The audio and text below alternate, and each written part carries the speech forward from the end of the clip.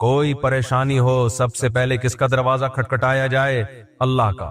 یعلم خائنۃ الاعین وما تخفی الصدور، وہ آنکھوں کی خیانت کو بھی جانتا ہے، سینوں کے رازوں کو بھی جانتا ہے۔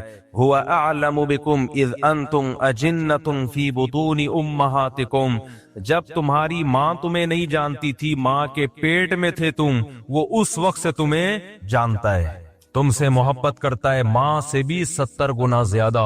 علی کل شیء قدیر ہے، اس کی عظمت ہے، اس کا جلال ہے، لہذا جب بھی پکارا جائے گا، وہ پکار جو اسباب سے ہٹ کے ہے۔ اسباب کا مطلب کیا ہے؟ مجھے پیاس لگ رہی ہے، میں کہتا ہوں پانی چاہیے، آپ جائیں گے اٹھ کے کولر سے پانی نکالیں گے لے آئیں گے، یہ وہ مدد نہیں ہے، یہ تو ہر ایک سے مانگی جاتی ہے۔ ایک مدد وہ ہوتی ہے اس کے ارادے کا نام، جب وہ کسی چیز کا ارادہ کرتا ہے تو دو کام کرتا ہے، یا تو ویسے اسباب پیدا کر دیتا ہے یا بغیر سبب کے کام کر دیتا ہے۔ وہ بغیر سبب کے کام کرے، اس کو معجزہ اور کرامت کہتے ہیں۔ سمجھ میں آ رہی ہے بات؟ اس کو کیا کہتے ہیں؟ معجزہ اور کرامت، کوئی سبب نہیں ہے، کر دیا اس نے۔ جیسے بنی اسرائیل میں ایک بندہ مر گیا، قرآن سے پتہ چلتا ہے اور آسمانی کتابوں سے بھی، قاتل کا پتہ نہیں چل رہا تھا، بڑے بھڈے ہو رہے تھے، بے گناہ لوگوں پہ الزامات لگ رہے تھے، اللہ نے اس مقتول کو زندہ کیا، اس مقتول نے کھڑے ہو کے نام بتایا میرا قاتل یہ اللہ نے مدد کی سبب کے بغیر۔ یہ ہوتا ہے یہ معجزہ، کرامت بزرگوں کی ہوتی ہے اور معجزہ پیغمبروں کا۔ فرق صرف اتنا ہے کہ کرامت پر ایمان ضروری نہیں ہے جب تک کہ وہ قطعی دلیل سے ثابت نہ ہو۔ اگر قطعی دلیل کے بغیر ہے تو اگر آپ کو بیان کرنے والے پر اعتماد ہے تو مان لیں، بیان کرنے والے کے بارے میں آپ کا خیال ہے پھینک رہا ہے لمبی لمبی، تو نہیں مانے۔ ان معجزے کا انکار نہیں کر سکتے آپ، لیکن قرآن میں کچھ کرامتیں ایسی ہیں کہ ہیں وہ کرامت لیکن ماننی پڑیں گی، کیونکہ بیان کون کر رہا ہے؟ قرآن بیان کر رہا ہے۔ اسی طرح بیان کرنے والا قابل اعتماد ہے، آپ کو پتا ہے یہ جھوٹ نہیں بولے گا، پھر بھی آپ انکار کر رہے ہو تو یہ کرامت کا انکار نہیں ہے، پھر خدا کی قدرت کا انکار ہے۔ میں نے شہیدوں کے خون کی خوشبو خدا کی قسم اپنی ناک سے سونگھی ہے۔ اب جس کو مجھ پہ اعتماد ہوگا مان لے گا یار اللہ کی قدرت ہے، بندہ شہید ہوا اور اس کے خون سے اللہ نے خوشبو پیدا کر دی۔ لیکن آپ کو اگر مجھ پہ اعتماد نہیں ہے، آپ کا خیال ہے یہ مولوی صاحب پھینکوں ہیں، تو نہ مانو آپ۔ لیکن آپ کا خیال ہے کہ مولوی صاحب پھینکوں نہیں ہے، کیوں پھینکوں گا بھائی؟ کیوں جھوٹ بولوں گا میں؟ اتنی بڑی قسم مسجد میں منبر پہ بیٹھ کے کیوں اٹھاؤں گا؟ اس کے باوجود بھی اگر آپ انکار کر رہے ہو کہ نہیں جی شہید کے خون سے خوشبو آ ہی نہیں سکتی، تو پھر یہ ہمارا انکار نہیں ہے، پھر یہ خدا کی قدرت کا انکار ہے۔ یہ وہی لا مذہبیت ہے، الحاد ہے، جس کی بیس پہ لوگوں نے خدا کا انکار کیا ہے۔ کیونکہ آج بہت سے لوگ بابوں کی کرامتوں کا انکار کرتے کرتے لمٹ کراس کر چکے ہیں، کرامت کے وجود ہی کے منکر ہو گئے۔ یہ غلط ہے، کسی بھی چیز کے اعتدال سے اس پہ رد کیا جائے گا۔ سمجھ میں آ رہی ہے کہ نہیں آ رہی بات؟ توحید یہ نہیں ہے کہ آپ کرامتوں کا انکار کرتے ہیں، توحید کرامت کا وجود تو توحید کی بڑی دلیل ہے کہ یہ اللہ کی قدرت ہے۔ تو مدد اسباب سے ہٹ کے کون کرتا ہے؟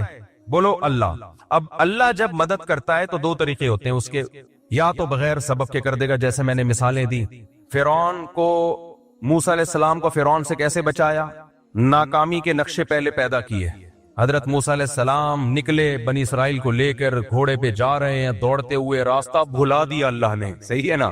آگے پانی ہے، سمندر ہے، پیچھے فرعون، بنی اسرائیل نے کہا انا لمدرکون، مارے گئے، بس آگے پانی، پیچھے اتنا بڑا لشکر گئے۔ اب اسباب کی دنیا میں بچنے کا کوئی چانس تھا؟ ہے بھائی؟ امپاسبل۔ موسیٰ علیہ السلام کا اللہ پہ اعتماد، تو یہ جو اعتماد ہے یہ ہے وہ محبت جو کس کو دی جا رہی ہے؟ معبود کو۔ اگر وہاں کوئی سائنٹسٹ آ کے حضرت موسیٰ علیہ السلام کو کہتا کہ میں کوئی ابھی ایسا کروں گا، ایک توپ ایجاد کر لوں گا اور ان فرعونیوں پہ آپ بمبارمنٹ کرو گے، موسیٰ علیہ السلام مان لیتے اس کی بات؟ بولو نہیں۔ اس پہ توکل کرتے؟ نہ بھائی، اسباب کی دنیا میں ممکن نہیں ہے، ایسا نہیں ہو سکتا، اتنی جلدی کچھ بھی نہیں ہو سکتا۔ لیکن وہ معبود کس کو مانتے تھے؟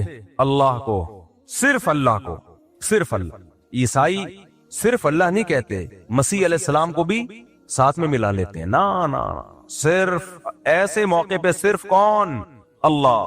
کوئی پیغمبر، کوئی ولی، کوئی فرشتہ نہیں، کیونکہ اب اسباب سے ہٹ کے مدد کرنے کی بات ہو رہی ہے۔ اس کی قدرت کس کے ہاتھ میں ہے؟ اللہ کے ہاتھ میں۔ یہ محبت اور یہ تعلق اللہ کے علاوہ کسی اور کو دیا، آپ 100 دفعہ کہو کہ میں صرف ایک اللہ کو مانتا ہوں، اللہ کہے گا تم ایک اللہ کو نہیں مانتے، تم صرف زبان سے بولتے ہو، حقیقت میں تم نہیں مانتے، جھوٹ بولتے ہو تم۔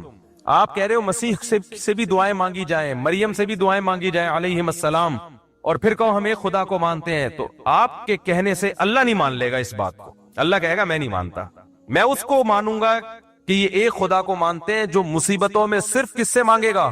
صرف اس اللہ سے مانگے گا.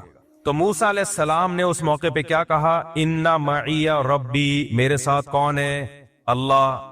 کیا مطلب؟ وہ مدد کرنا چاہے گا تو کر دے گا. حضرت موسیٰ کے علم میں بھی نہیں تھا کہ کیسے کرے گا، کیونکہ اب تک تو حضرت موسیٰ نے لاٹھی کو سانپ بنتے ہوئے دیکھا تھا نا. تو یہ لاٹھی سانپ بن کے کتنے فرعونیوں کو کھا لیتی بھائی؟ کیا خیال ہے؟ پیچھے سے سینکڑوں ہزاروں کا لشکر آ رہا ہو اور آپ کے ہاتھ میں ایک اژدہا ہو، وہ اژدہا کچھ کر لے گا؟ کچھ بھی نہیں کر پائے گا. کتنوں کو کھائے گا وہ؟ بلکہ آنے والا سب سے پہلے اژدہا پہ وار کرے گا کہ پہلے اس کو قتل کرو. تو اللہ مدد کرتا ہے بعض دفعہ بغیر سبب کے، کہتا ہے چلو بھائی. اللہ نے پھر موسیٰ علیہ السلام کو وحی کی کہ یہ لاٹھی کو آپ پانی پہ ماریے. حضرت موسیٰ نے لاٹھی پانی پہ ماری اور فَكَانَ كُلُّ فِرْقٍ كَالطَّوْدِ الْعَظِيمِ، وہ جو پانی تھا دو پارٹ میں ڈیوائیڈ ہو کے پہاڑوں کی طرح کھڑا ہو گیا، سارا جمع ہو گیا ایک طرف. اس سے بھی پتہ چلتا ہے کہ معجزہ ہو یا کرامت ہو، اس میں ولی یا پیغمبر کے ارادے کا دخل نہیں ہوتا. بہت سے لوگ کہتے ہیں جب موسیٰ علیہ السلام لاٹھی کو سانپ بنا سکتے ہیں، سمندر کے دو ٹکڑے کر سکتے ہیں، تو ہمارے نبی مشکل کشا کیوں نہیں ہو سکتے؟ بھائی نہ موسیٰ علیہ السلام مشکل کشا، نہ سید الانبیاء مشکل کشا.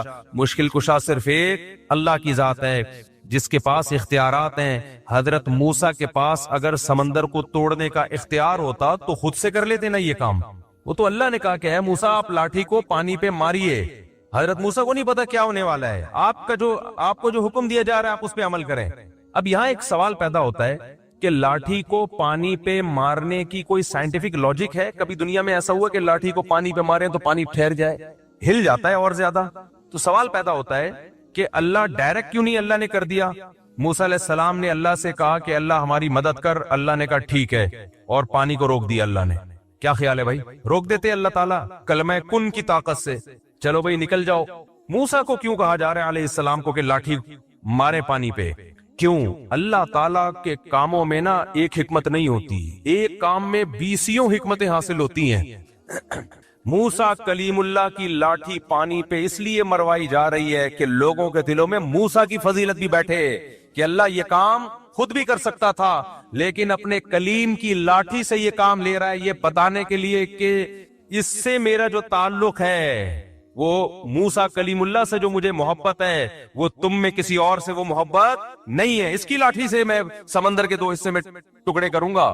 تو جیسے اللہ پیغمبر کی فضیلت کو بیان کرنے کے لیے کام خود کرتا ہے، لاٹھی اور ہاتھ پیغمبروں کا استعمال کرتا ہے، ایسے ہی بعض ولی اللہ ہوتے ہیں جن کی فضیلت کو بیان کرنے کے لیے کام اللہ کرتا ہے. ہاتھ کس کا استعمال ہوتا ہے؟ بزرگ کا، تاکہ لوگوں کو پتا چلے کہ سارے بابے 2 نمبر نہیں ہوتے، کچھ بابے 1 نمبر بھی ہوتے ہیں. بعض لوگوں نے بابوں کا انکار کرتے کرتے خود بابے بن گئے اور باقی سارے بابوں کی نفی کر دی. یہ غلو ہے. سمجھتے ہو؟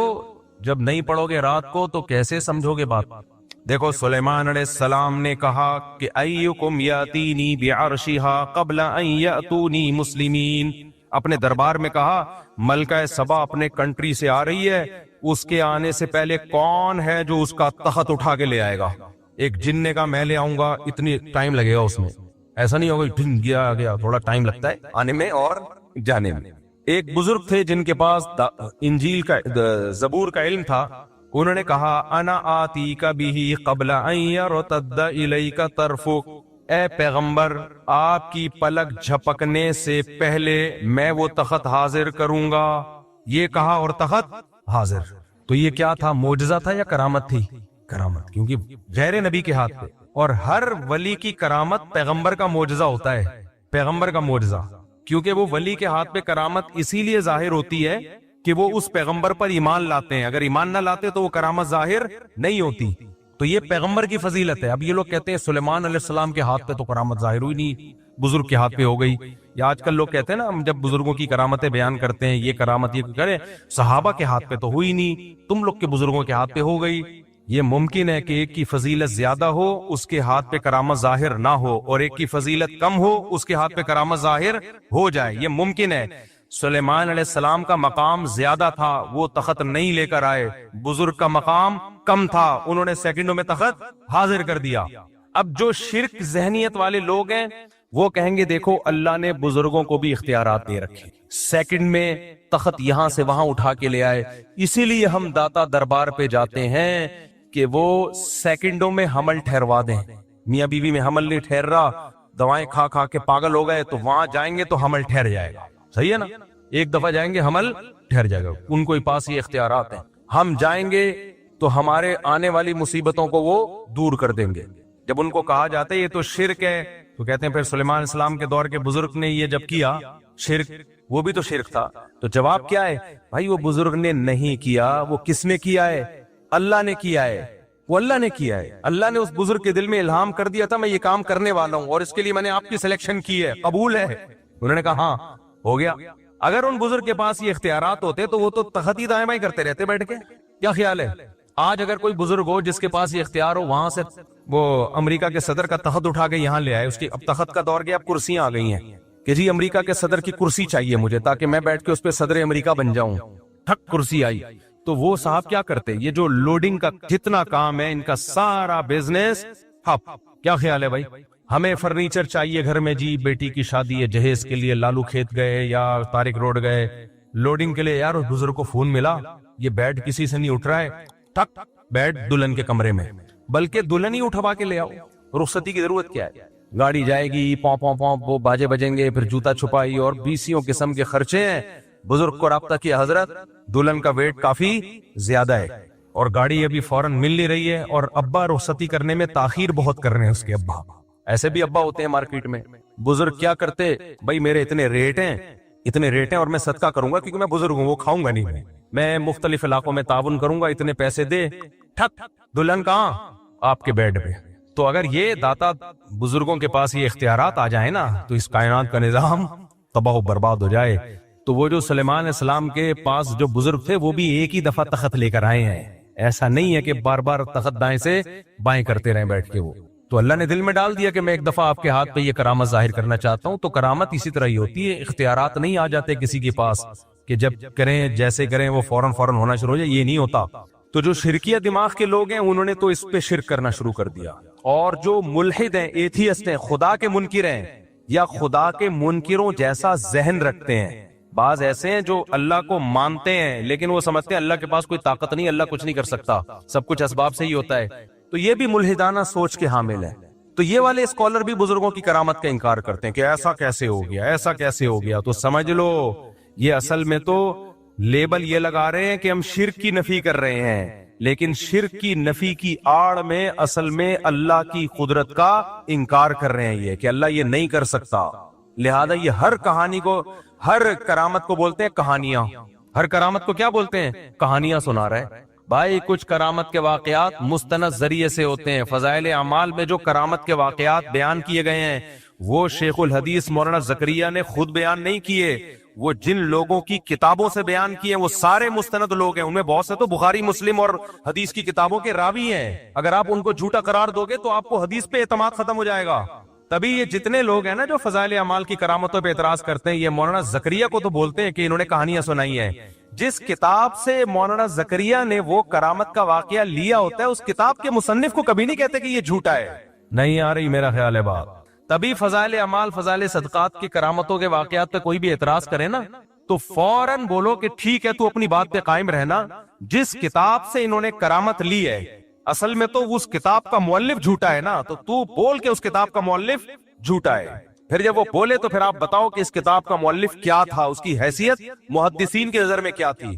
تبھی یہ جتنے لوگ ہیں یہ بس امت میں تفرقہ پھیلاتے ہیں۔ تو اعتدال کی راہ کیا ہے؟ نہ تو ہر بزرگ کی کرامت کو مانا جائے، یہ ٹاپک سے میں ہٹ گیا، دوبارہ اصل ٹاپک پہ آ رہا ہوں۔ نہ تو ہر بزرگ کی کرامت کو مانا جائے گا، ایک بات، مستند ذریعے سے جو کرامت ہوگی اس کو مانا جائے گا۔ دوسری بات، کرامت کا مطلب کیا ہے؟ اختیارات کسی کے پاس نہیں ہے۔ کبھی کبھار اللہ کسی کی فضیلت کو بیان کرنے کے لیے، جیسے سلیمان علیہ السلام کے دربار میں کوئی بزرگ تھے، اللہ والے ہوں گے، کوئی جانتا نہیں تھا ان کو، اللہ نے ان کی بزرگی کو ظاہر کرنے کے لیے ان کے ہاتھ پہ کرامت ظاہر کر دی کہ دیکھو یہ بھی میرے نیک بندے ہیں۔ تو کبھی اللہ ایسا کر دیتا ہے، لیکن اس کا یہ مطلب نہیں ہے کہ اب ہم اس کو پکارنا شروع کر دیں۔ اختیارات کس کے ہاتھ میں ہیں؟ اللہ کے ہاتھ میں۔ اختیارات اللہ کے ہاتھ میں تھے، پھر اس نے موسیٰ کی لاٹھی سے، موسیٰ علیہ السلام کی لاٹھی سے سمندر کے 2 ٹکڑے کر دیے۔ کیے کس نے؟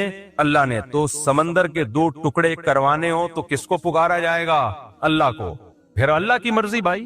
تو اللہ 2 طرح سے مدد کرتا ہے، ایک اسباب سے ہٹ کے، جیسے موسیٰ علیہ السلام کی مدد کی، کوئی سبب نہیں ہے، سمندر کو 2 ٹکڑے میں ڈیوائڈ کر دیا، چلو بھائی چلو یہاں سے جاؤ۔ جب فرعون آیا دوبارہ ملا دیا اللہ نے۔ اس طرح سے بھی اللہ مدد کرتا ہے۔ اور ایک یہ کبھی کبھار ہوتا ہے، یہ اللہ کی عادت بولو نہیں ہے۔ عادت اللہ کی اسباب پیدا کرے گا۔ اللہ کی عادت کیا ہے؟ مثال کے طور پر آپ کمارے چھڑے چھاٹ اللہ سے دعا مانگ رہے ہو میں بھی صاحب اولاد بن جاؤں، تو ایسا نہیں ہوگا آپ کو حمل ٹھہر جائے اور بچہ پیدا ہو جائے، نا۔ یا کوئی لڑکی دعا مانگ رہی ہے اللہ بغیر شوہر کے اولاد دے دے، اولاد دے دے، کوئی آ کے مولوی صاحب کہیں گے تیرا دماغ خراب ہے، شوہر کے بغیر اولاد نہیں ملتی، وہ کہ معاذ اللہ نقل کفر کہ حضرت مریم کو بھی تو بغیر شوہر کے مل گئی تھی۔ بھائی وہ ونس اپون اے ٹائم، کبھی اللہ ایسا کرتا ہے کہ اسباب کے بغیر مدد کر لیتا، ونس اپون اے ٹائم، ورنہ ایسا نہیں ہوتا۔ معجزے کرامات بہت کم ہوتے ہیں اور ان پر شرعی حکم کا مدار نہیں ہوتا، خوب سمجھ لو۔ شریعت جو ہمیں فیصلے کرنے کا حکم دیتی ہے وہ معجزوں اور کرامتوں کو دیکھ کے نہیں، بلکہ گراؤنڈ ریئلٹی کو سامنے رکھ کے فیصلے کرنے کا حکم دیتی ہے۔ معجزے کرامت صرف اللہ اپنی قدرت بیان کرنے کے لیے کہ میں یہ بھی کر سکتا ہوں، اس کے زیادہ اس کی حیثیت نہیں ہے۔ مثال کے طور پر آپ فرار ہوئے، کسی ملک میں جنگ چھڑ گئی، آپ بھی مظلومن فرار ہوئے وہاں سے، اور آپ نے وہ والا راستہ اختیار کیا جہاں سمندر ہے۔ اب کوئی کہہ رہا ہے وہاں سمندر ہے، پاگل کہاں جائے گا، آگے نہیں، ادھر سے انڈا موڑ سے لیفٹ سائڈ پہ مڑ جا، ادھر سے ہوتا ہوا گلشن اقبال سے ہوتا ہوا ٹھٹا کی طرف نکل جا۔ وہ کہہ رہے نہیں، میں کہاں جاؤں گا، سینڈ سپٹ اور ہاکس بے کی طرف جاؤں گا۔ کسی نے کہا وہاں آگے راستہ بند ہو رہا ہے، کہے گا تجھے اللہ کی قدرت پہ یقین نہیں ہے، موسیٰ علیہ السلام بھی تو اسی ٹریک پہ چلے تھے، آگے راستہ بند تھا، اس خدا نے اپنی قدرت دکھائی اور سمندر کو 2 حصوں میں تقسیم کر دیا۔ تو میں جب وہاں جاؤں گا آگے اللہ اپنی قدرت سے کشتیاں بھیج دے گا، اللہ اپنی قدرت سے سمندر کو پھاڑ دے گا، تو ہم کہیں گے تیرا دماغ ہو گیا ہے خراب، نہیں آئی میرا خیال ہے بات۔ ہم کیا کہیں گے؟ تیری کھوپڑی ہو گئی ہے آؤٹ۔ ہم کہیں گے بھائی موسیٰ علیہ السلام جان کر اس راستے پہ نہیں چلے تھے، بھول گئے تھے راستہ، چلے تو وہ اس ٹریک پہ تھے جو خشکی کا راستہ جاتا ہے، وہ راستہ ہی بھول گئے، بس اللہ نے اپنی قدرت دکھانی تھی۔ کہ نہیں تم اللہ کی قدرت کے منکر ہو، کیا اللہ سمندر کو 2 حصوں میں تقسیم نہیں کر سکتا؟ بھائی کر تو سکتا ہے، تو اللہ کرے گا، کر تو سکتا ہے، لیکن تجھے یہ کس نے کہا کہ کرے گا؟ ایک دفعہ مجھے یاد ہے کوئی مجھے مشورہ دے رہا تھا، کوئی ایسے بے احتیاطی والا مشورہ دے رہا تھا، میں نے کہا یار حالات ٹھیک نہیں ہے، اس طرح میرا جانا ایسے موقع پہ وہاں ٹھیک نہیں ہے، آج کل تھریٹس بہت ہیں، تھوڑا پرانی بات ہے، جان کا خطرہ ہے۔ اس نے کہا اللہ نے چاہا تو اللہ بچائے گا۔ میں نے کہا کہ اللہ نے نہیں چاہا تو تیرا باپ بچائے گا پھر؟ کہنے نہیں اللہ نے چاہا تو اللہ بچا لے گا۔ یہ تو ہمیں پتا ہے اللہ نے چاہا تو بچائے گا، لیکن مجھے پتا ہے کہ اللہ چاہتا ہے کہ نہیں چاہتا۔ میں بلیچ پی رہا ہوں، اللہ نے چاہا تو اللہ بچا لے گا۔ مجھے پتا ہے یہاں فلاں جگہ پہ دہشت گردی ہے، قتل و غارت ہو رہے ہیں، نہیں جاؤ بھائی، وہاں پہ بم پھٹ رہے ہیں، حالات خراب ہیں، اللہ نے چاہا تو اللہ بچا لے گا۔ تو ٹھیک ہے، بہت سے لوگوں کو اللہ نے بچایا بھی ہے۔ اب کراچی کے جو حالات خراب چل رہے تھے، جگہ جگہ بم دھماکے ہو رہے تھے، بنارس لوگ جاتے تھے نا، وصیت کر کے جاتے تھے کہ میں بنارس جا رہا ہوں، بنارس والا ادھر آتا تھا وصیت کر کے آتا تھا میں انڈا موڑ آ رہا ہوں۔ ایسی جنگ چل رہی تھی، لوگوں نے کہا ویزے لے کے جاؤ بھائی۔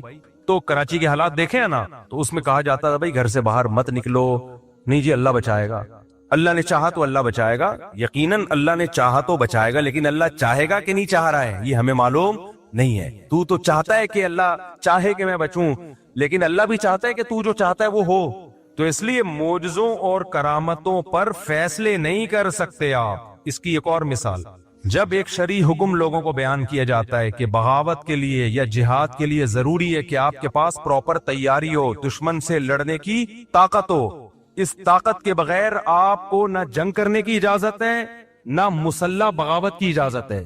جب تک آپ کے پاس پاور نہیں ہے، سامنے ٹینک ہیں آپ کے پاس، اس کے مقابلے میں نہ ٹینک ہے نہ جہاز ہے، کچھ بھی نہیں ہے، تو آپ کیسے بغاوت کرو گے؟ لوگ کہتے ہیں بدر میں کیسے ہو گیا، 313 نے 1000 سے مقابلہ کیا اور خالد ابن ولید نے 60 سے 60,000 کا حصار توڑا۔ بھائی بدر میں 313 کا جو 1000 سے مقابلہ تھا وہ نبی کے ارادے سے نہیں تھا، وہ تو کسی اور ارادے سے نکلے تھے۔ تو مشرکین نے اچانک 1000 کا لشکر لے کے آ گئے تو وہ تو اس کے علاوہ کوئی راستہ ہی نہیں تھا. تبھی پھر مدد اللہ کی طرف سے نازل ہوئی ہے. تو وہ معجزہ تھا کہ 313,000 پہ غالب آ گئے.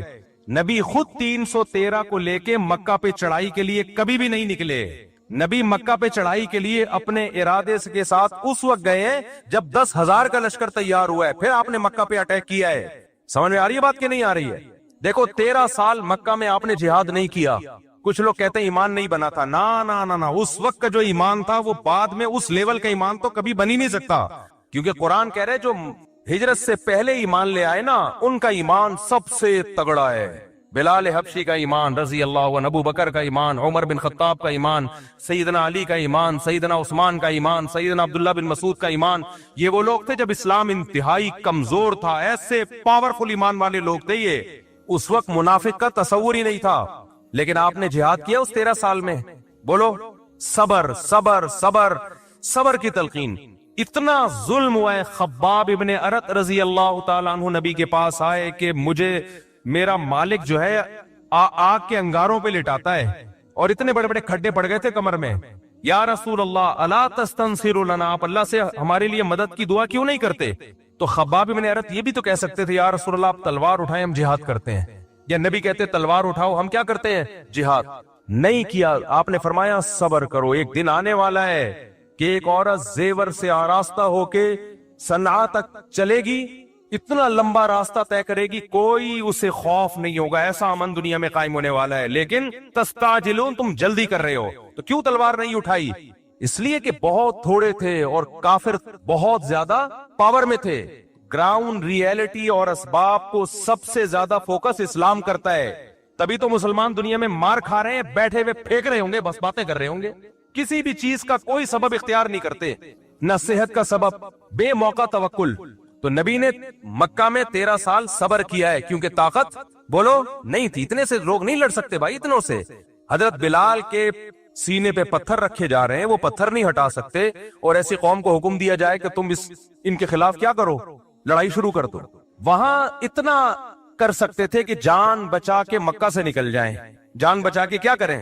یہ نکلنا بڑا مشکل تھا، مکہ والے نکلنے نہیں دے رہے تھے. اس کے لیے آپ صلی اللہ علیہ وسلم نے پلاننگ کی ہے.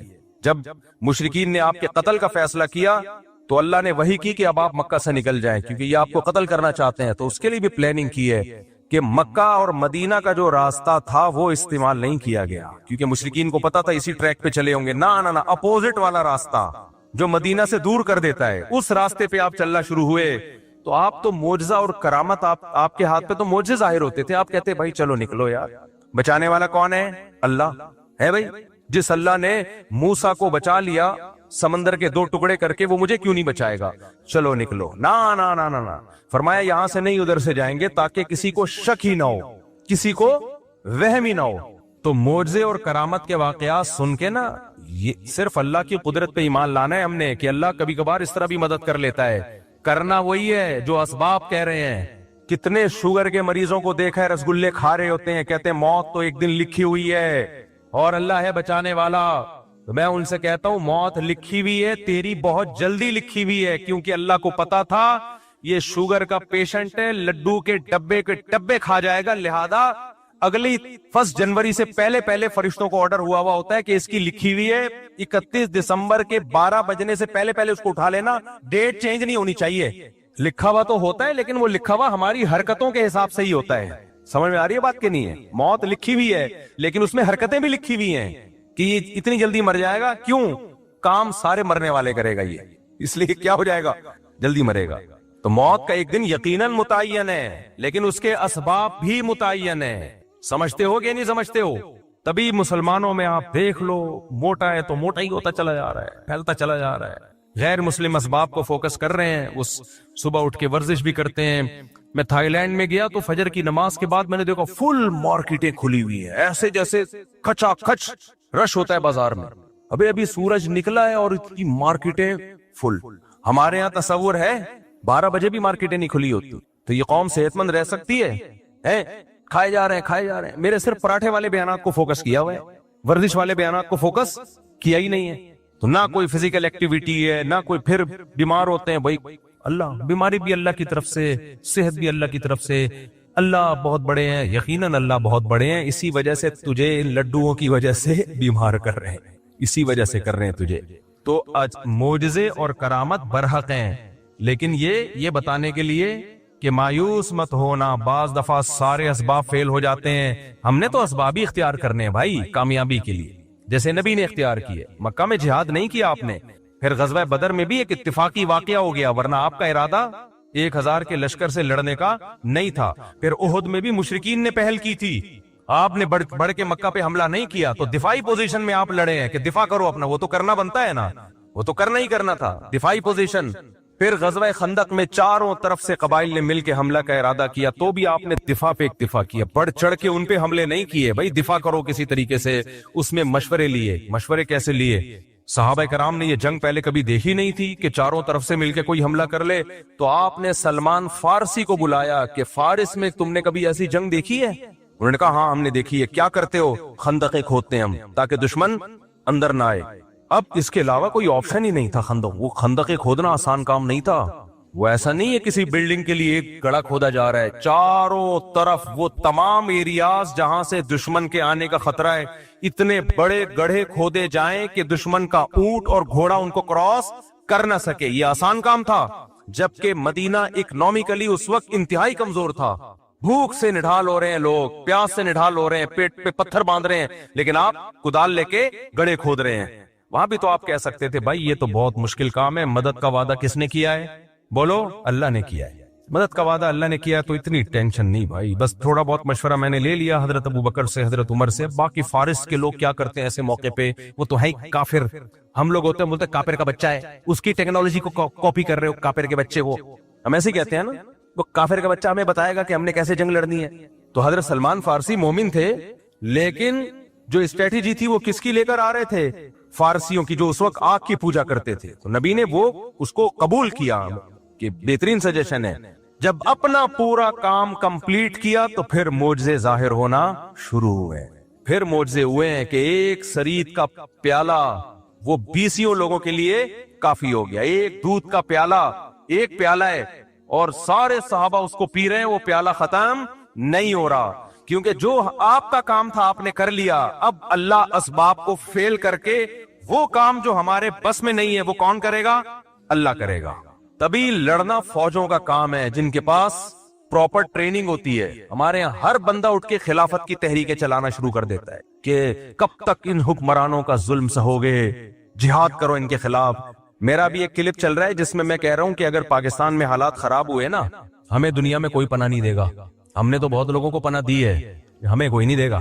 اس لیے حکمرانوں کو برا بلا کہنا چھوڑ دو، اور آگے میں نے وضاحت کیا برا بلا کہنے کا مطلب مسلح بغاوت، جائز تنقید کرو، یہ میں نے کہا ہے، لیکن میرا کلپ لوگ ادھورا چلا رہے ہیں۔ لو مفتی صاحب کہہ رہے ہیں حکمرانوں کو برا بلا بھی نہیں کہہ سکتے، جو مرضی کرتے رہیں، یہ میں نے نہیں کہا۔ جائز تنقید 100 دفعہ کرو، دھرنے بھی دو، کنٹینر لا کے رکھو، اپنے مطالبات پورے کرواؤ، اگر نہیں کروانے ہوتے میں عدالتی خلا کے خلاف اتنا کیوں چیختا؟ میرا مقصد ہے مسلح تحریک کی طرف مت جاؤ، بم دھماکے، مار دھاڑ، یہ کام کیا تو ملک میں لاشیں بچھیں گی، رزلٹ کچھ بھی نہیں نکلے گا، غزہ سے زیادہ حالات خراب ہو جائیں گے ہمارے ملک کے، کیونکہ یہ جو بیٹھ کے باتیں کر رہے ہیں نا اسلامی خلافت کی، ان کے پاس باتوں کے سوا کچھ بھی نہیں ہے۔ خلافت کا لفظ انہوں نے بدنام کر دیا ہے۔ ہر 4 دن میں کوئی اٹھتا ہے کہ پاکستان میں خلافت کا نظام لے کے آؤں، تیرے پاس کون سا میکینزم ہے؟ تیرے پاس کیا اسٹریٹجی ہے؟ پہلے کیا کرے گا، اس کے بعد کیا کرے گا، پھر لڑے گا کیسے؟ کیونکہ اس کے لیے تو آپ کو فوج سے لڑنا پڑے گا، اسلام آباد پہ قبضہ کرنا پڑے گا، کیا کیسے کرے گا؟ کوئی جواب نہیں ہے۔ یونیورسٹیوں کے لڑکوں کو اور طلبہ کو ایک اندھیری گلی میں بند کر دیا، پھر ہوتا کیا ہے؟ ایجنسی والے ان کو اٹھاتے ہیں، پھر یہ مسنگ پرسن بنتے ہیں، اور یہ جتنے لیڈر خلافت کے نام پہ یہ دندناتے گھوم رہے ہوتے ہیں، ان کو کچھ بھی نہیں ہوتا۔ ایجنسیاں ان کو کچھ نہیں کہتی، ایجنسیاں کہتی ہیں ان کی دعوت پہ جتنے لوگ آ رہے ہیں نا ان کو کھڈے لین لگاتے جاؤ، ان کی چمڑیاں ادھیڑی جاتی ہیں، کوئی پوچھنے والا۔ تو ایسے جتنے بھی اسکالرز ہیں نا یونیورسٹیوں میں آج کل، یہ بہت اس طرح کے اسکالرز آ رہے ہیں کہ دیکھو یہ مولوی نظام کے خلاف نہیں کھڑے ہوتے۔ نظام کے خلاف کھڑے ہونے کا مطلب کیا ہے؟ مطلب پہلے واضح کرو، کیا مطلب کھڑے ہونے کا مطلب؟ اگر تم یہ کہہ رہے ہو توپیں گنے لے کے نکل جائیں، یہ نظام کے خلاف ہم نہیں کھڑے ہوں گے بھائی، اس سے نقصان ہوگا، ملک میں انارکی پھیلے گی، ملک کے ٹکڑے ہوں گے، اور غیر مسلم طاقتوں کے ہاتھ میں یہ کنٹری چلا جائے گا، اس سے بدتر حالات ہو جائیں گے۔ اور اگر نظام کے خلاف کا مطلب ہی کہ احتجاج کرو، میڈیا پہ دھرنے دے کے 100 دفعہ کرو، کس نے منع کیا بھائی؟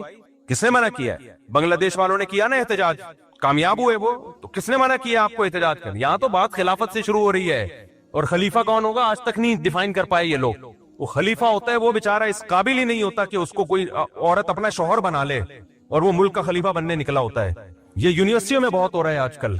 जाएंगे तो कुछ टिश पिश इंग्लिश मारी और फिर मौलवियों को बुरा भला कहा कि मौलवी तो ये कर रहे हैं, मौलवी तो तकरीरें कर रहे हैं, तो तसव्वुफ में लगे हुए हैं, तज़किया में लगे हुए हैं, निजाम की तब्दीली। और निजाम की तब्दीली का मतलब पता है क्या होता है इनका? बगावत। अब तो वाज़े लफ्जों में कहना छोड़ दिया क्योंकि कुछ लोगों को एजेंसी ने उठा के उनके अगले पिछले गुनाह माफ किए फिर छोड़ दिया, तो वो बगावत का लफ्ज यूज नहीं कर रहे। अंदर अंदर उनके वही जज्बात हैं, खिलाफत, निजाम तब्दीली। अबे क्या मतलब निजाम की तब्दीली? हमारे पास एक सूटेबल पैकेज है निजाम की तब्दीली का। वो पैकेज क्या है भाई? यूनिवर्सिटियां बनाओ, स्कूल बनाओ, तालीम को फोकस करो, ताकि आपकी छत के नीचे जब कोई बंदा पढ़ के फौज में जाएगा, जब कोई ब्यूरोक्रेसी में जाएगा, जब कोई अदलिया में जाएगा, माहौल आप उसको दीनी माहौल दोगे तो वहां जाके फैसले भी कैसे करेगा? अच्छे। और अगर आप इन शोबों में नहीं गए तो फिर ये तमाम अहम तरीन शोबे आपने इस्लाम दुश्मनों के लिए छोड़ दिए। फिर फौज में भी इस्लाम दुश्मन लोग जाएंगे, अदलिया में भी इस्लाम दुश्मन लोग जाएंगे, ब्यूरोक्रेसी में भी इस्लाम दुश्मन लोग जाएंगे, फिर फैसले आपके खिलाफ होंगे और आप धरने देते रहोगे। ये एक सूटेबल तरीका है निजाम की तब्दीली का। ये तरीका नहीं है कि आप उठे और धम धम करके आपने इतने बंदे वहां मार दिए, इतने बंदे वहां मार दिए। इससे कुछ भी हासिल होने वाला नहीं है। और अगर हासिल हुआ तो आपको नहीं होगा, उन ताकतों को होगा जो आपको फेवर कर रही हैं। समझ में आ रही है बात कि नहीं आ रही है? उन ताकतों को फायदा होगा इससे। और वैसे भी मैं बार बार कह रहा हूं, पाकिस्तान में हालात खराब हुए ना, मुझे और आपको कोई पड़ोसी मुल्क ठिकाना नहीं देगा।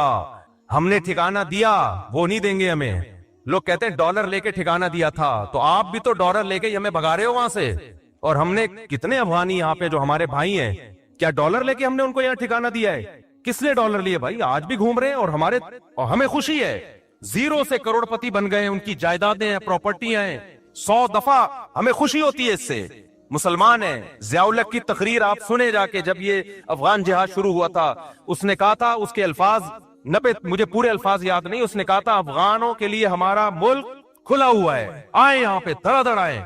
आपने उस सारे एहसानात को 2 मिनट में धजियां उड़ा दी कि तुमने तो डॉलर के लिए किया था। तो हमें कोई भी नहीं रखेगा। और मालूमात जब तक ऑथेंटिक मालूमात ना हो ना, तबसरा मत किया करो। ऑथेंटिक मालूमात यही है कि तुम्हें कोई भी नहीं रखेगा। सही है, इस ध्यान में रखना। ना पड़ोसी रखेंगे, चाहे वो इस्लामी हुकूमत है, हमसे अच्छे होंगे, 100 दफा अच्छे होंगे। उनकी बड़ी कुर्बानियां हैं, 100 दफा कुर्बानियां हैं। उनके शहीदों के खून से खुशबुएं आई हैं, 100 दफा आई हैं। लेकिन मुझे और आपको नहीं रखेगा कोई भी, ये ज़हन में रखना। और सिर्फ नहीं, ये नहीं कि रखेंगे नहीं, लित्तर मार के बाहर निकालेंगे, लित्तर मार के। बोलेंगे दफा हो यहां से, इज्जत से भी नहीं निकालेंगे, लित्तर मार मार के निकालेंगे। वैसे ही मुलाकात के सिलसिले में चले गए तो ठीक है, रहने के लिए गए, लित्तर मार के निकालेंगे, लित्तर मार के। यकीन नहीं आता, जाओ, चले जाओ।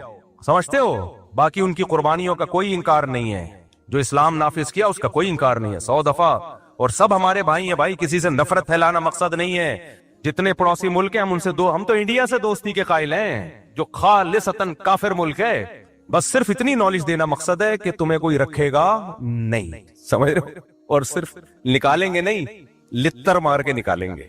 इस पे लोग एतराज कर रहे हैं मेरे बयानात पे। मैं तो जो ग्राउंड रियलिटी वो बयान कर रहा हूँ। बाकी तो हम तो दोस्ती के कायल हैं भाई।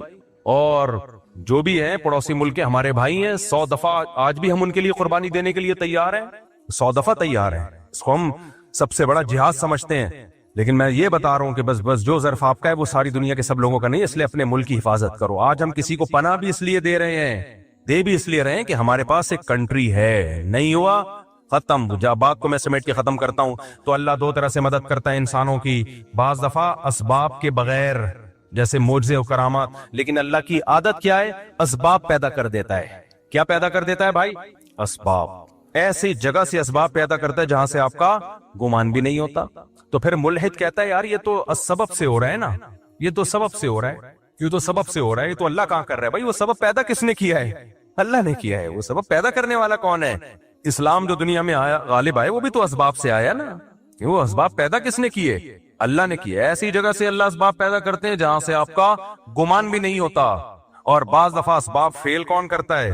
अल्लाह। आप समझते हो बहुत दौलत आ गई, बहुत कुछ हो गया, आप अल्लाह को भुला देते हो। अल्लाह आपसे दौलत छीन लेता है, چھینتا کیسے؟ سبب پیدا کر دیتا، کوئی ایسی بیماری لگا دی، ساری دولت اس بیماری میں خرچ، جائیدادیں تقسیم ہونا، جائیدادیں بکنا شروع۔ ایسے لوگ ہم نے دیکھے ہیں، ایک بیماری ہوئی، علاج میں زیرو ہو گئے بالکل، کروڑوں کروڑوں روپے جو انہوں نے کمائے تھے ختم، بھیک مانگنے پہ آ گئے۔ حضرت حکیم اختر صاحب رحمہ اللہ تعالی ایک واقعہ بیان کیا کرتے تھے، ابھی بھی ان کا بیان انٹرنیٹ پہ پڑا ہوا ہے کہ گلشن اقبال میں ایک سیٹھ صاحب رہا کرتے تھے، ہر وقت مولویوں کی برائی، مولوی ایسے مولوی ایسے، کچھ لوگوں کو پتہ نہیں کوئی اللہ وافر میں کوئی بچپن میں کچھ الٹے سیدھے واقعات شاید ہو جاتے ہیں ان کے ساتھ کسی 2 نمبر مولوی کے، تو ہر مولوی کو برا سمجھتے ہیں۔ بھائی ہر مولوی برا نہیں ہوتا یار، تو ان کو ٹھڑک ہو جاتی ہے، کوئی مولوی ایسے مولوی ایسے مولوی ایسے۔ ایک صاحب مجھے ملتا ہی مولوی ایسے مولوی ایسے مولوی ایسے مولوی 2 نمبر۔ میں نے کہا کیا ہو گیا بھائی؟ پھر انہیں واقعہ سنایا کہ بچپن میں جو ان کے ساتھ ہوا تھا، کوئی قاری صاحب سے کچھ غلط ہو گئی، تو میں نے کہا یار ایک نے غلط کر لیا آپ کے ساتھ، جو 100% اس قاری کو چھتر لگاؤ سالے کو، لیکن یہ تھوڑی کہ سارے قاری ایسے یار، اور سارے مولوی ایسے۔ ایک ونس اپون اے ٹائم آپ کے ساتھ ہو گیا، اور آپ کو بھی تو چاہیے تھا نا کہ تھوڑا سا اتنا، اس کی تو 100% غلطی ہے، لیکن آپ نے جو اندھا اعتماد کیا، وہ کہہ رہے میں تو بزرگ سمجھ کے گیا تھا اس کے پاس۔ تو بزرگ بھی بعض بڑے ڈینجرس قسم کے ہوتے ہیں، 2 قسمیں تو بزرگوں کی ہے نا، 2 نمبر اور 1 نمبر۔ تو بعض دفعہ ایسا ہو جاتا ہے جس کی وجہ سے پھر آدمی کہتا ہے، تو وہ حکیم اختر صاحب نے فرمایا کہ وہ ہر وقت مولوی ایسے، عالم ایسے، بزرگ ایسے، نہ نماز نہ روزہ نہ زکوٰۃ۔ اس کو معدے کا کینسر ہو گیا۔ کینسر جب ہوا ہے تو حالت خراب، ڈاکٹر نے کہہ دیا اتنے دن کے مہمان ہو۔ اب دبلا ہونا شروع ہو گیا، ہڈیاں وڈیاں جو بیچارے کینسر ہو گئے، تو اس کو اللہ نے توبہ کی توفیق دے دی۔ اس کو اندازہ ہو گیا جو میری جو دبدباہٹ اور روب، اور سارے ڈاکٹر آج سائنس اپنی ترقی کی انتہا کو پہنچی ہوئی ہے، 1 کروڑ پتی آدمی کو زندگی نہیں دے سکتی۔ جوان بھی تھا، اس کو اندازہ ہو گیا بھائی یہ سب مادی اسباب کی 2 ٹکے کی حیثیت نہیں ہے، موت اپنی آنکھوں سے نظر آ رہی۔ حکیم اختر صاحب نے فرمایا کہ اس نے سارے علماء کو بلایا، سب سے معافیاں مانگی، بھائی مجھ سے غلطی ہوئی ہے، توبہ کی اور دنیا سے چلا گیا۔ یہ پرانے زمانے کے ملحد تھے، جب لتر پڑھتے تھے تو اللہ یاد آ جاتا تھا۔ آج کے ملحد اتنا ڈھیٹ ہے نا، صبح شام عذاب اپنی آنکھوں سے دیکھے، پسے ابو جہل کی طرح۔ کیا عبداللہ بن مسعود اس کی سینے پہ بیٹھے ہوئے ہیں گردن کاٹنے کے لیے؟ اس کو مان لینا چاہیے تھا نا، اسلام غالب آ گیا۔ دیکھو 313 کو اللہ نے 1000 پہ غالب کیا، لیکن وہ کیا کہتا ہے؟ نیچے سے گردن کاٹنا، مرنے کے بعد پتا چلے کسی سردار کی گردن ہے، سمجھ رہے ہیں؟ مرنے کے بعد پتا چلے آج کے ملحد ایسے ہیں، ابو جہل جیسے۔ تو اس لیے میرے بھائی جو محبت اللہ کو دینی ہے، وہ محبت کیا ہے؟ پکارنا صرف اس کو ہے۔ تو کرسچینٹی سے بھائی جو ہمارا مذاق اڑا ہے، ہم ہر مسیحی کو نہیں چھیڑتے، جو اسلام کا مذاق اڑا رہا ہے نا، مسلمانوں نے ٹالرنس نہیں ہے، برداشت نہیں ہے، یہ نہیں ہے وہ نہیں ہے، بھائی مسلمان کا جرم تمہارے جرموں سے ہلکا ہے۔ تم نے ایک جرم ایسا کیا ہے نا، شرک کا، وہ ایک ترازو کے پلڑے میں جب لا کے رکھا جائے گا تو اللہ کہے گا مسلمان جیسا بھی ہے مانتا صرف مجھے تھا، اور تم جتنے بھی اچھے ہو میرے ساتھ عیسیٰ ابن مریم کو تم نے شریک کر لیا، تمہارا ایک جرم لاکھوں کلو کا ہے، صحیح ہے نا؟ اور مسلمانوں کے چھوٹے چھوٹے 20 جرم بھی اس جرم کا مقابلہ نہیں کر سکتے۔ حضرت عمر رضی اللہ تعالیٰ عنہ حدیث کے راوی ہیں، مشہور حدیث جس کو حدیث جبریل کہا جاتا ہے، کہ آپ صلی اللہ علیہ وسلم کی محفل میں ایک شخص آیا، اور کیا تھا؟ شدید بیاض الثیاب، انتہائی سفید کپڑے اس شخص نے پہنے ہوئے، شدید سواد الشعر، انتہائی سیاہ بال، لا یرا علیہ اثر السفر ولا یعرفہ منا احد۔ کتنی عجیب بات ہے، کہہ رہے ہم میں سے کوئی اسے جانتا بھی نہیں تھا، لیکن اس پہ سفر کے کوئی آثار تھے بھی نہیں۔ تو بہت عجیب سی بات ہے یا نہیں ہے کہ ایک بندے کے اتنے سفید کپڑے، جبکہ وہ اس محلے کا بھی، کیونکہ پہلے تو اونٹوں پہ پیدل آتے تھے نا، تو بھائی میلے کپڑے ہوتے، ہم کہتے ہیں پتہ نہیں کہیں کہاں سے آیا ہوگا، مصر سے آیا ہوگا، شام سے آیا ہوگا، کہیں سے آیا ہوگا۔ وہ لوگ تو سب ایک دوسرے کو جانتے تھے، جیسے گاؤں میں جانتے، صدیوں سے اکٹھے رہ رہے ہیں، لیکن کپڑوں کی سفیدی سے لگ رہا ہے بھائی مقامی آدمی ابھی نہا دھو کے آیا ہے، مگر ہم میں کوئی اس کو جانتا نہیں ہے۔ اور ایسا جوان کہ اس کے انتہائی سیاہ بال، اور نبی سے اتنی بے تکلفی کا اظہار جیسے کوئی پرانا دوست ہو، حتی اسند رکبتیہ الی رکبتیہ ووضع کفیہ علی فخذیہ، اپنے گھٹنے نبی کے گھٹنوں کے ساتھ ملا دیے، ایسے دو زانوں چپک کے بیٹھ گیا، اور اپنے ہاتھ اپنی یا نبی کی ران مبارک پہ رکھ دیے۔ تو کتنا عجیب منظر ہے، لیکن حضرت عمر فرماتے ہیں ہم میں یہ گویا حدیث کا مفہوم ہے کہ ہم میں ہمت نہیں ہوئی کہ نبی سے پوچھے کہ یہ کون ہے۔ بھائی دیکھ رہے ہیں بس جو بھی منظر ہے دیکھتے رہو، وہ کیا رہا ہے بھائی، نبی جب نہ اس کو ڈانٹ رہے ہیں نہ اسے کچھ کہہ رہے ہیں، ہوگا کچھ ہمیں نہیں پتا۔ اور پھر آگے کیا فرماتے ہیں کہ نبی سے سوال پوچھا، یا محمد اخبرنی عن الاسلام، آپ مجھے بتاؤ اسلام کیا ہے؟ تو آپ صلی اللہ علیہ وسلم نے بتانا شروع کیا، الاسلام ان تشہد لا الہ الا اللہ وان محمد رسول اللہ. سب صحابہ بیٹھے ہوئے ہیں, سب یہ منظر دیکھ رہے ہیں, مگر کسی کی ہمت نہیں ہے کہ وہ نبی کی مجلس میں پوچھ لے. وہ چپ کر کے دیکھتے رہو کیا ہو رہا ہے. ہم ہوتے 20 دفعہ ہم درمیان میں پہلے اس کو گریبان سے پکڑ کے باہر نکالتے ہیں, تو ہے کون, کس سے پوچھ کے آیا ہے, اور تو پہلے بتا, تو تیرے کپڑوں پہ نہ کوئی اثر ہے, تو جن تو نہیں ہے کہیں. بھائی دیکھ رہے ہیں کہ جب نبی کچھ نہیں کہہ رہے تو سب سے زیادہ اعتراض کس کو ہونا چاہیے تھا, نبی کو. تو نبی ہم سے زیادہ جانتے, تو جب وہ خاموش ہے تو ہم بھی کیا کریں, چپ کر کے بیٹھے رہے, آرام سے خاموشی سے بیٹھے رہے. اور پھر کتنا عجیب منظر کہ گھٹنے نبی کے گھٹنوں مبارک کے ساتھ ملا کے پوچھ رہے ہیں کہ اخبرنی عن الاسلام, آپ بتاؤ مجھے اسلام کیا ہے. تو آپ نے فرمایا اسلام یہ ہے کہ گواہی دو کہ اللہ کے سوا کوئی عبادت کے لائق نہیں اور محمد صلی اللہ علیہ وسلم اللہ کے بندے اور رسول ہیں. وَتُقِيمَ الصَّلَاةَ وَتُؤْتِيَ الزَّكَاةَ وَتَصُومَ رَمَضَانَ وَتَحُجَّ الْبَيْتَ إِنِ اسْتَطَعْتَ إِلَيْهِ سَبِيلًا. رمضان زکات دو, رمضان کے روز نماز قائم کرو, زکات دو, رمضان کے روزے, اور استطاعت ہے تو حج کرو. فرماتے ہیں اس نے کہا صدقتا, اے محمد آپ نے سچ کہا. حضرت عمر کہتے ہیں ہمیں اور عجیب, فعجبنا یسألہ ویصدقہ. بھئی سوال بھی پوچھ رہا ہے اور خود ہی کہہ رہا ہے سچ کہا. تو یہ تو امتحان لینے کے لیے آیا ہے, اور امتحان کس کا ہو رہا ہے معاذ اللہ, پیغمبر صلی اللہ علیہ وسلم کا. بھئی جو سوال پوچھتا ہے وہ یہ تو نہیں کہتا کہ آپ نے جواب بالکل صحیح دیا ہے, اس کا مطلب آپ کو تو پہلے سے پتا تو پوچھ کیوں رہے ہم سے. لیکن کسی صحابی میں یہ ہمت نہیں ہو رہی کہ نبی کے محفل میں سوال پوچھیں کہ یا رسول اللہ جب یہ پوچھا کیوں اس نے, یہ تو معاذ اللہ آپ کا امتحان لینے آیا کوئی. پھر اس نے پوچھا جبریل کو, بعد میں پتا چلا وہ فرشتے جبریل علیہ السلام تھے. پھر پوچھا کہ مل ایمان کیا ہے, مل ایمان. تو انہوں نے آپ صلی اللہ علیہ وسلم نے فرمایا ایمان یہ اللہ پر, اس کی کتابوں پر, اس کے رسولوں پر, اس کے فرشتوں پر, آخرت کے دن پر, تقدیر پر ایمان لایا جائے. صدقتا, سچ کہا. پھر انہوں نے پوچھا کہ احسان کیا ہے. پھر آپ نے فرمایا ان تعبد اللہ کأنک تراہ فإن لم تکن تراہ فإنہ یراک. اللہ کی ایسے عبادت کرو جیسے تم دیکھ رہے ہو, کیونکہ وہ تو تمہیں دیکھ رہا ہے. صدقتا, اس نے کہا بالکل سچ کہا. متی الساعۃ, قیامت کب آئے گی. تو آپ صلی اللہ علیہ وسلم نے یہ نہیں فرمایا لا ادری, مجھے نہیں پتا, کیونکہ آپ کو معلوم تھا کہ جیسے مجھے نہیں پتا سامنے والے کو بھی نہیں پتا. سمجھ رہے ہو, یہ کسی کو بھی نہیں پتا. تو یہاں آپ نے جواب میں یہ نہیں کہا مجھے معلوم نہیں ہے, بلکہ آپ نے بتا دیا کہ جیسے تمہیں معلوم نہیں ہے, یہاں تم صدقتا نہیں کہہ سکتے, جیسے مجھے معلوم نہیں ہے تمہیں بھی. اس لیے آپ نے فرمایا مل مسئول عنہا بأعلم من السائل. عربی بڑی خاندانی زبان ہے, خدا کی قسم. عربی جو ہے نا بڑی پیاری زبان ہے, کسی کو صحیح آتی ہو تو عربی کی بلاغت کا عربی میں ہی مزہ ہے.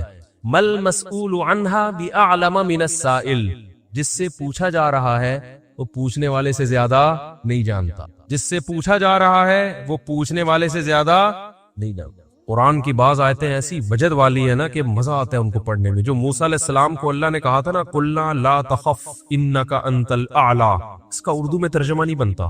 موسیٰ علیہ السلام کے سامنے جب جادوگر تھے نا تو جادوگروں نے ہزاروں لاٹھیاں پھینکی, سانپ بن کے حضرت موسیٰ کی طرف دوڑنے لگی. قرآن کہہ رہے فأوجس فی نفسہ خیفۃ موسیٰ, موسیٰ نے دل میں کیا محسوس کیا, خوف.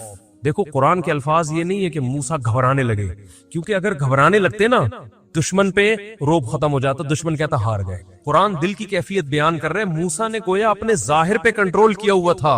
سمجھ رہے, ظاہر پہ کیا کیا ہوا تھا حضرت موسیٰ علیہ السلام نے کنٹرول کے, مجھے بالکل گھبراہٹ نہیں ہے. لیکن قرآن دل کی کیفیت بیان کر رہا ہے, دل میں کیا تھا, خوف. یہ بلاغت ہے. فاوجس فی نفسہ, خاف موسیٰ نہیں ہے, موسیٰ خوفزدہ ہو گئے. اس لیے کہ ہم کہتے ہیں نا فلاں خوفزدہ ہو گیا, تو اس سے یہ متبادر ہوتا ہے کہ یعنی دیکھنے میں ایسا لگ رہا تھا کیا ہو گیا, اس خوف کے آثار دل سے کہاں آئے, جسم پہ. حضرت موسیٰ نے اپنے اوپر کنٹرول کیا کہ یہ اتنا بڑا مقابلہ ہو رہا ہے اسلام اور کفر کا, ایمان اور کفر کا, کہ اگر میں گھبرانے لگا نا ان کے سامنے تو یہ ان سے ان کا مورال کیا ہو جائے گا, بلند. تو قرآن کہہ رہا ہے اوپر سے تو بڑے کانفیڈنس کے ساتھ, لیکن دل کی کیفیت کون جانتا ہے, اللہ. فاوجس فی نفسہ, قرآن کہہ رہا ہے دل کے اندر موسیٰ کو خوف محسوس ہوا. قلنا, ہم نے کہا, ہم نے کیا کہا, دل کے اندر وحی کی اللہ نے بھی. دل گھبرا رہا ہے تو دل میں وحی کی, لا تخف, اے موسیٰ خوف مت کر, انک انت الاعلی, آج کے دن تو ہی غالب ہوگا. یہ نہیں کہا انک الاعلی, نا نا نا نا نا, انک الاعلی نہیں کہ تو غالب ہوگا. انکا, دیکھو انکا کا معنی بھی وہی ہے جو انکا انتا ہے, کا مطلب بھی تو, انتا کا معنی بھی تو. تو جب ایک دفعہ کا کہہ دیا تو دوبارہ انتا کہنے کی کیا ضرورت ہے بھائی. ابے چھوڑو یار, رہنے تو تم لوگ کو بہت مشکل ہے بات. مجھے مزہ آ رہا ہے نا اس آیت میں, وہ وہ آپ سوچ بھی نہیں سکتے. قرآن یہ نہیں کہہ رہا انک الاعلی کہ تو کیا ہو جائے گا, تو ہی برتر ہوگا, تو ہی غالب ہوگا. انکا انتا, یہ تاکید کے لیے, اے موسیٰ تو, صرف تو, ٹھیک ہے نا, اکیلا. الاعلی, اور اعلی بھی نہیں ہے. اصولی طور پر خبر پر الف لام داخل نہیں ہوتا. گرامر کے لحاظ سے اصولی طور پر انکا انتا اعلی ہونا چاہیے, یا انکا, سوری انتا نہیں, انکا اعلی. مبتدا معرفہ ہوتا ہے, خبر کیا ہوتی ہے, نکرہ. سمجھتے نہیں ہو بات, جب پڑھو گے نہیں رات کو تو سمجھو گے نہیں بات. انکا اعلی ہونا چاہیے, اے موسیٰ تو غالب آ جائے گا, یہ مطلب ہوگا سیدھا سیدھا ترجمہ اس. اللہ نے اعلی پہ الف لام لگا دیا.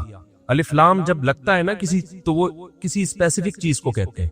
جیسے کتاب کا مطلب کوئی بھی کتاب, الکتاب کا مطلب کوئی اسپیسیفک, کوئی خاص کتاب. آپ جب کہتے ہیں بندہ آیا ہے, بچے گھر میں آ کے بتا رہے ہوتے ہیں پنجاب میں بندہ آیا ہے, کراچی میں کہتے ہیں آدمی آیا ہے کوئی. یہ بندہ کا لفظ پنجاب سے امپورٹ ہوا ہے. کراچی میں لوگ کہتے تھے کوئی انسان آیا ہے, کوئی آدمی آیا ہے, تو پنجاب میں کیا کہتے ہیں اس کو, بندہ آیا ہے. اچھا شگون کے انسان کا بچہ بن جائے, وہ بندہ بن جائے, ٹھیک ہے نا. تو ہم جب کہتے ہیں کوئی بندہ آیا ہے, یہ ایک بندہ آیا ہے, تو وہ ان نون ہوتا ہے.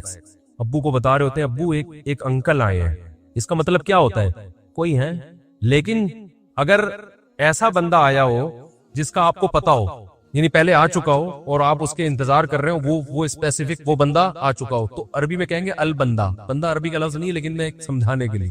جا رجل یو سڑے راغلے, یو سڑے کہیں گے نا, یو سڑے راغلے, موقع دے کے بھاگ لے. ایک بندہ آیا ہے, جا الرجل, تو اس کا مطلب وہ ایک مخصوص بندہ ہے جس کا پہلے سے آپ کی کھوپڑی میں تصور ہے. تو قرآن کہہ رہا ہے انکا انتل الاعلی.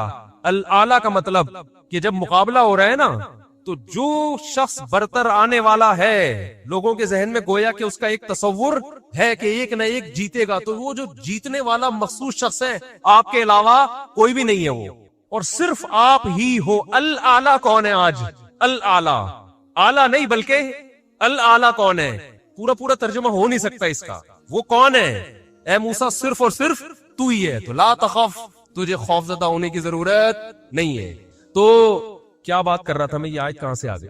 ہاں, تو یہی نبی صلی اللہ علیہ وسلم نے جو فرمایا نا, مل مسئول عنہا بأعلم من السائل, یہ بھی کیا ہے, بلاغت ہے. جس سے پوچھا جا رہا ہے وہ سائل, مسئول سائل سے زیادہ نہیں جانتا.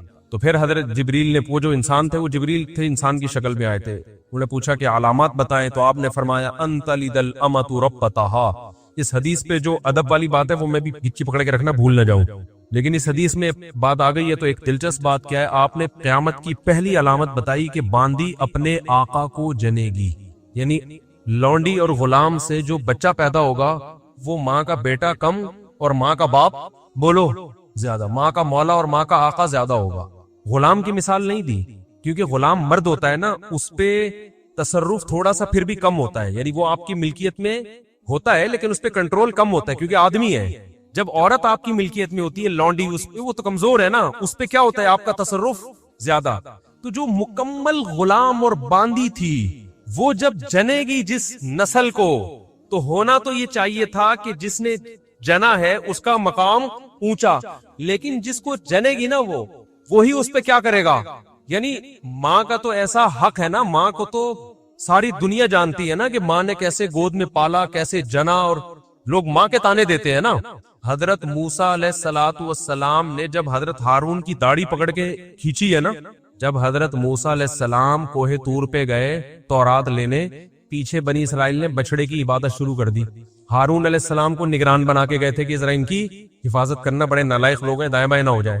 تو جب واپس آئے تو دیکھا کہ وہ کیا کر رہے ہیں, بچڑے کی عبادت. تو حضرت موسیٰ کو سب سے پہلے غصہ کس پر آیا, حضرت ہارون پر. اپنے بھائی کی داڑھی پکڑ کے کھینچی کہ ما منعک اذ رأیتہم ضلوا, یہ گمراہ ہو رہے تھے, آپ نے روکا کیوں نہیں؟ تو حضرت ہارون نے کیا کہا, باپ کا واسطہ نہیں دیا بلکہ ماں کا. لا یبن ام, اے میری اماں کے بیٹے, اے میری ماں کے بیٹے, کیونکہ یہ رشتہ فوراً سمجھ میں آتا ہے. ماں کا واسطہ کیونکہ محبت کی علامت ہے نا. ابا جو ہے نا وہ تربیت کے لیے اللہ نے بنائے, وہ محبت زیادہ ابا سے امیدیں نہیں لگایا کرے. ابا کی ایک الگ ویلیو ہے, محبت بہت زیادہ کرتے ہیں ابا, لیکن وہ جتلاتے نہیں ہیں. وہ کہہ رہے تمیز سے زیادہ لاڈ پیار دکھاؤ گے ابا, یہ ہو گیا تمیز سے بیٹھ وہاں جا کے آرام سے, ٹھیک ہے نا, جو بات ہے ادب تمیز. ماؤں کو زیادہ ادب تمیز نہیں, ماؤں کو لاڈ چاہیے ہوتے ہیں. تو اس لیے ابا محبت تو بہت کرتے لیکن وہ آسانی سے سمجھ میں نہیں آتی کیونکہ تعظیم اس پہ غالب ہوتی ہے. اماں کی محبت 2 منٹ میں سمجھ میں آ جاتی ہے. تو جب بھی واسطہ دیا جاتا ہے کس کا؟ اماں کا. تو حضرت ہارون بھی واسطہ کس کا دے رہے کہ بھائی ایک ہی ماں کے ہم دونوں اولاد ہیں, آپ اتنی سختی تو نہ کریں نا, ماں کا واسطہ دے رہا ہوں آپ کو, یبن اماں, اے میری اماں کے بیٹے.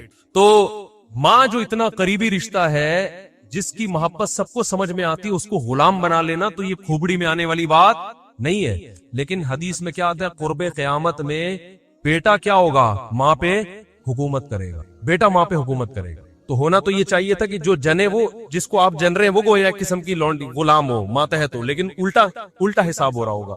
تو یہ بھی پتا چل رہا ہے کہ ادب مارکیٹ سے کیا ہونا شروع ہو جائے گا, شارٹ. مطلب حدیث کا یہی ہے کہ چھوٹے جو ہے نا وہ بڑوں کی جگہ ہو جائیں گے اور بڑے, اور یہ خدا کی قسم آج اپنی آنکھوں سے میں دیکھ رہا ہوں, زیادہ تر لبرل لوگوں کے گھروں میں دیکھ رہا ہوں, دیندار گھروں میں کم.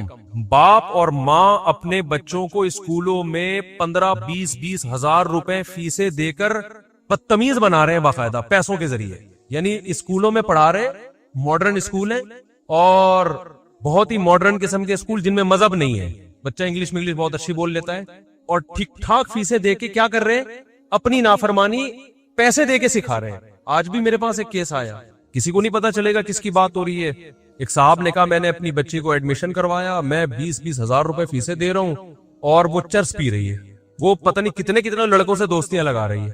تعلیم کو فوکس کرنے کے چکر میں تہذیب کا بیڑا غرق کر, یعنی گویا کہ پیسے دے کے باقاعدہ کیا کیا جا رہا ہے, اپنے بچوں کو خراب کیا جا رہا ہے. تو جنا بھی خود, احسان بھی خود کیا, اور نکلا کیا رزلٹ, وہی آپ پہ کیا کر رہا ہے حکومت, وہ آپ کی ایک بات ماننے کے لیے تیار نہیں ہے.